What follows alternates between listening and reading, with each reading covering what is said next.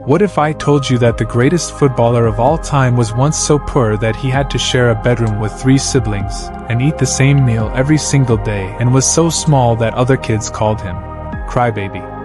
What if I told you that this same boy would grow up to become the first athlete in history to earn over $1 billion, own private jets, and have over 600 million followers across social media? Today, we're diving deep into the absolutely mind-blowing journey of Cristiano Ronaldo dos Santos Aveiro, a story so incredible that Hollywood couldn't write it better.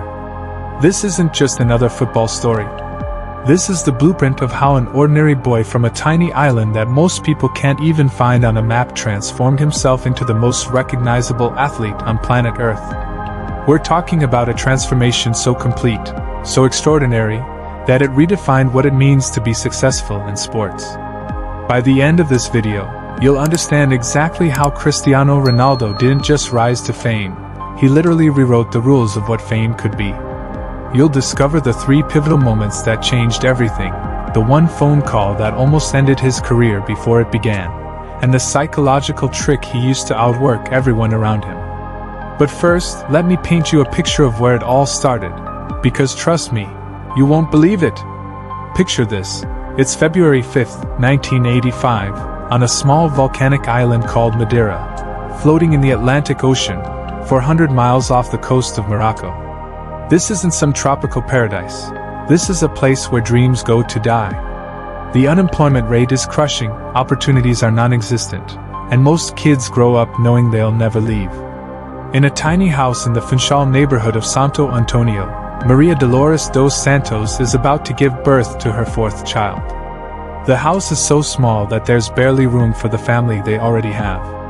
The father, José Dinis Aveiro, works as a municipal gardener and part-time kit man at the local football club. The mother works as a cleaner and a cook. Together, they make just enough to survive. When Cristiano Ronaldo dos Santos Aveiro enters the world, he's not entering a world of privilege. He's entering a world where every single thing has to be fought for. Here's what most people don't know about Ronaldo's childhood. His family was so poor that his mother, Dolores, seriously considered having an abortion. She was already struggling to feed 3 children, and the thought of a 4th seemed impossible. She actually went to the doctor, but the doctor refused to perform the procedure. Think about that for a moment. The greatest footballer of all time almost never existed because of poverty. The house where Ronaldo grew up had no hot water, no heating. Cristiano shared a bedroom with his 3 siblings, Alma, Liliana, and Hugo. Their beds were so close together that they could literally touch each other while sleeping. The walls were so thin that they could hear everything happening in the house.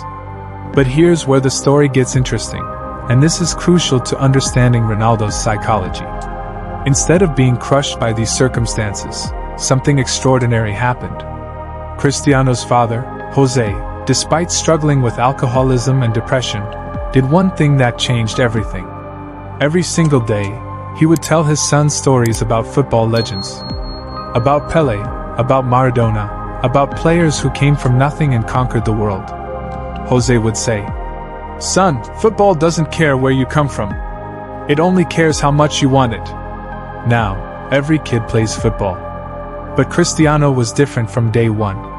While other kids played for fun, Cristiano played like his life depended on it, because it literally did. Here's a story that will blow your mind.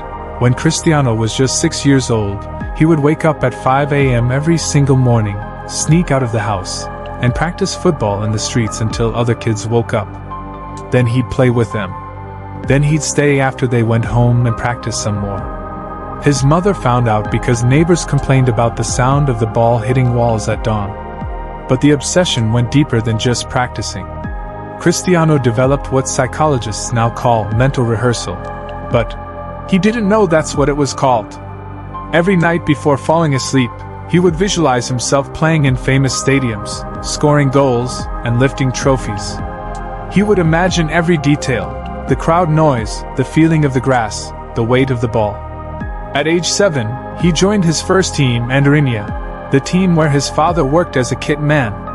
The other kids were bigger, stronger, and faster.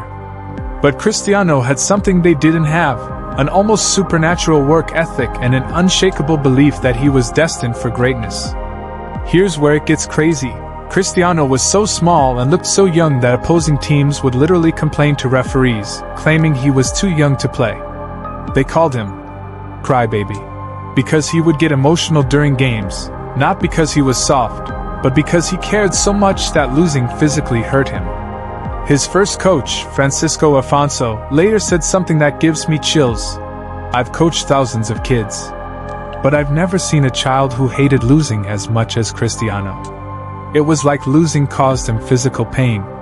But here's what separated Cristiano from every other talented kid in the world. Tragedy struck early, and instead of breaking him, it forged him into something unbreakable. When Cristiano was just 12 years old, his father, Jose, began struggling more and more with alcoholism. The man who had filled his son's head with dreams of football greatness was slowly disappearing into a bottle. The family's financial situation, already desperate, got worse. It was at this exact moment that Cristiano made a decision that would change everything. Most kids would have given up and would have accepted their circumstances. But Cristiano did the opposite. He decided that he would not just escape poverty, he would obliterate it so completely that his family would never suffer again. Here's the moment that defined everything. At age 12, Cristiano heard about a football academy called Sporting CP in Lisbon, 600 miles away from his family, his friends, and everything he'd ever known. Most kids wouldn't even consider it. But Cristiano didn't just consider it, he became obsessed with the idea. He started training even harder. Instead of practicing 3 hours a day, he practiced 5. Instead of visualizing success, he started visualizing specific scenarios, free kicks, penalties, and one-on-one situations. He turned his bedroom wall into a makeshift goal and would practice shooting for hours. But here's the part that shows you the depth of his determination. Cristiano knew his family couldn't afford to send him to Lisbon for trials. So he started saving every single coin he could find. He would walk instead of taking the bus and save the money. He would skip meals and save the money. For months, this 12-year-old boy saved like his life depended on it. When his mother finally realized what he was doing, she broke down crying. Not because she was sad, but because she couldn't believe the level of sacrifice her 12-year-old son was willing to make for his dream. The trial at Sporting CP was scheduled for 3 days. Cristiano's mother scraped together just enough money to send him to Lisbon. The plan was simple: make the team or come home and accept that football would remain just a dream.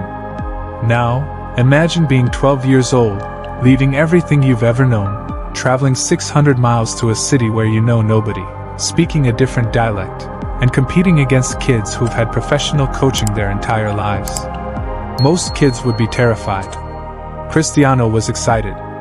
Here's what happened at that trial that nobody talks about. On the first day, Cristiano was terrible.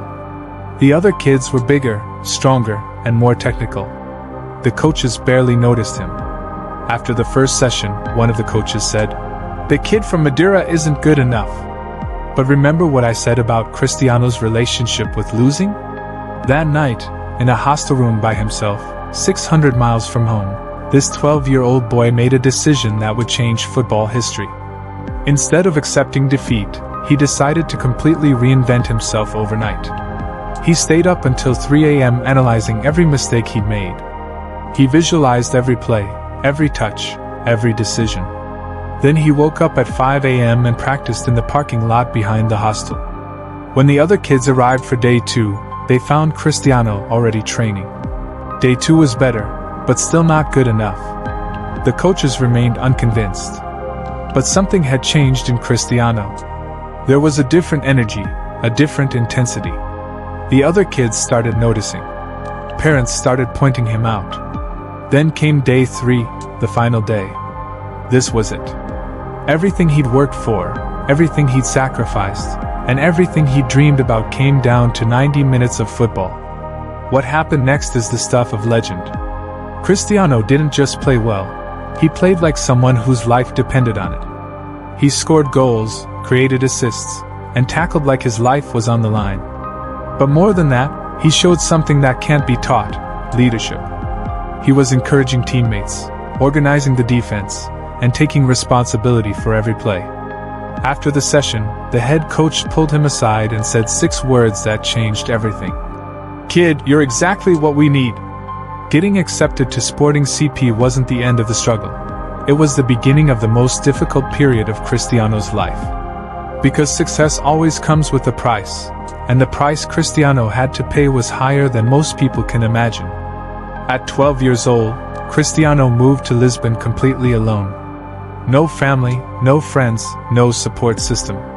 He was placed in Sporting's academy dormitory with older boys who spoke differently, acted differently, and saw him as the weird kid from the island. Here's what nobody talks about: Cristiano was homesick to the point of depression. Every night, he would call his mother crying, begging to come home. The loneliness was crushing. The other boys would make fun of his accent, his clothes, and his background. They called him Island Boy. And not in a nice way. The training was unlike anything he'd experienced. Professional coaching meant professional expectations. If you made a mistake, you were punished. If you weren't good enough, you were cut. The pressure was constant, relentless, and overwhelming. But here's where Cristiano's psychology becomes fascinating. Instead of being crushed by the pressure, he fed off it. Every insult, every challenge, every moment of doubt became fuel. When the other boys made fun of his accent, he decided he would become so good that they'd respect him regardless. When coaches criticized his technique, he stayed after practice to perfect it. There's a story from this period that perfectly captures Cristiano's mentality. One night, his roommate woke up at 2 a.m. to find Cristiano practicing juggling in the dark. When asked why, Cristiano said, "Because when everyone else is sleeping, I'm getting better." This wasn't just dedication. This was obsession elevated to an art form. By age 16, Cristiano had fought his way into Sporting's first team, the youngest player in the club's history to achieve this. But being on the team and being a star are two completely different things. And Cristiano was about to learn that lesson in the most dramatic way possible. It was October 2002. Sporting CP was scheduled to play a friendly match against Manchester United, one of the biggest clubs in the world. For most young players, this would be an opportunity to simply not embarrass themselves. For Cristiano, this was the moment he'd been preparing for his entire life. Here's what makes this story incredible. The night before the match, Cristiano couldn't sleep. Not because of nerves, but because of excitement. He kept visualizing different scenarios, different plays, and different ways he could impact the game. He had this unshakable belief that this match would change everything. The match started, and for the first 30 minutes, Cristiano was good but not spectacular. He was playing safely, trying not to make mistakes. Then something happened that revealed his true character. Sporting went down 1-0. Most young players would have panicked and would have tried to hide. Cristiano did the opposite. He started taking risks. He started trying tricks.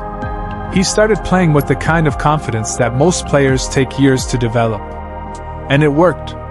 He scored 1 goal, set up another, and completely dominated Manchester United's defense. But here's the part that gives me chills. After the match, Sir Alex Ferguson, Manchester United's legendary manager, walked directly to Cristiano and said, "Son, how would you like to play for Manchester United?" Think about that for a moment. A 17-year-old boy from a tiny island that most people can't find on a map had just convinced one of the most successful managers in football history to sign him based on 90 minutes of football. But here's where the story takes a turn that most people don't know about. Before Manchester United could finalize the transfer, something happened that almost derailed everything. Cristiano's father, Jose, had been getting worse. His alcoholism was destroying him, and the family was in crisis. 3 days before Cristiano was supposed to sign with Manchester United, he received a phone call that shattered his world. His father was in the hospital. The doctors weren't sure if he would survive. Cristiano faced an impossible choice: pursue his dream or stay home to take care of his family. For 48 hours, Cristiano disappeared. He didn't answer calls from Manchester United. He didn't respond to messages from his agent. He went home to Madeira and sat by his father's bedside, torn between two impossible choices. It was his father who made the decision for him. In what would be one of their last meaningful conversations, Jose looked at his son and said, "If you stay here, my sickness wins. If you go to Manchester United, everything we've worked for wins. Go, son. Make our family proud." Cristiano later said this was the moment he truly understood what it meant to have a dream bigger than yourself. This wasn't just about football. This was about honoring every sacrifice his family had made, every hour of practice, every moment of doubt they'd overcome together. When Cristiano arrived at Manchester United in 2003, he wasn't arriving as a star. He was arriving as a skinny 18-year-old with everything to prove. The English media was skeptical. The fans were curious but unconvinced. Even his teammates weren't sure what to make of this flashy Portuguese teenager. But Cristiano had learned something crucial during his years of struggle. Doubt from others was just fuel for greatness. Every skeptical article, every questioning look, every whispered conversation about whether he was good enough, all of it became motivation. Here's what separated Cristiano from every other talented young player. His approach to improvement was scientific. While other players practiced until they were tired, Cristiano practiced until perfect became automatic. He didn't just want to be good. He wanted to be so good that success became inevitable. The transformation was remarkable. In his first season, he was good. In his second season, he was very good. By his third season, he was becoming unstoppable. But it wasn't just his skill that was improving. It was his entire approach to being a professional athlete. Cristiano started studying nutrition like a scientist. He hired personal trainers beyond what the club provided. He began treating his body like a Formula One race car, every input optimized for maximum performance. This wasn't just dedication. This was the birth of the modern athlete. By 2008, Cristiano had won his first Ballon d'Or, the award given to the world's best player. But more importantly, he had proven something that nobody could have predicted when he left that tiny island. Talent without work ethic is wasted potential, but work ethic without limits can overcome any obstacle. So what can we learn from Cristiano Ronaldo's impossible rise to fame? 3 things that will change how you think about success forever. First, your circumstances don't determine your destination.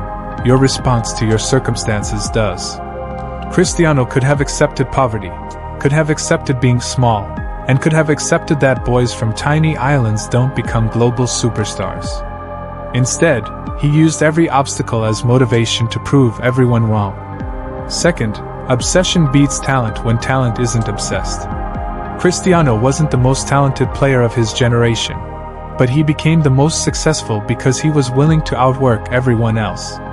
While others were sleeping, he was training. While others were satisfied, he was improving.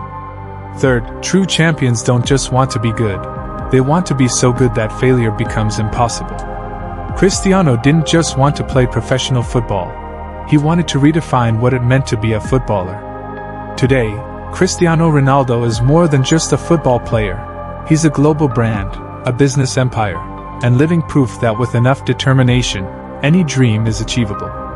The boy who almost never existed because of poverty became the first athlete in history to earn over $1 billion. The boy who was called Crybaby became the most followed person on social media. The boy from the island that time forgot became impossible to forget. That's not just a rise to fame, that's a masterclass in turning the impossible into the inevitable.